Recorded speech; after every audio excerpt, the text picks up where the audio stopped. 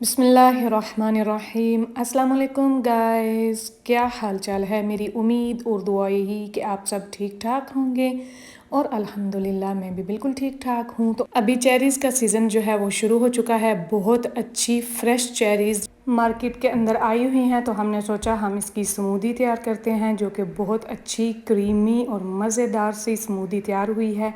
और भी हम चेरीज़ की रेसिपीज़ आपको आगे आने वाले वीडियोस में देने वाले हैं, तो ज़रूर ट्राई कीजिएगा।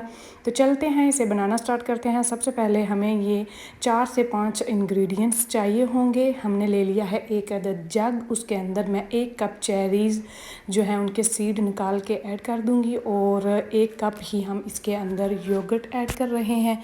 ये मेरे पास 2 टेबल स्पून रूह अफ़ज़ा है, और अगर आपके पास रोज़ सिरप हो तो वो भी आप ऐड कर सकते हैं।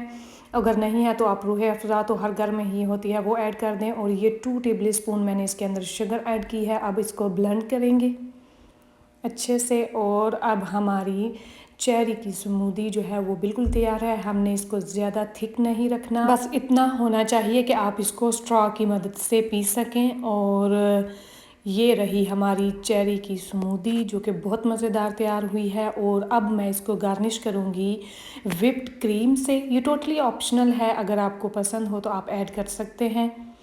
तो उसके बाद हमने इसको चेरी के साथ गार्निश कर लिया है। और ये रहा हमारे पास चेरी सिरप, जो कि मैं इसके ऊपर इस तरह से गार्निश के तौर पर ऐड कर रही हूँ।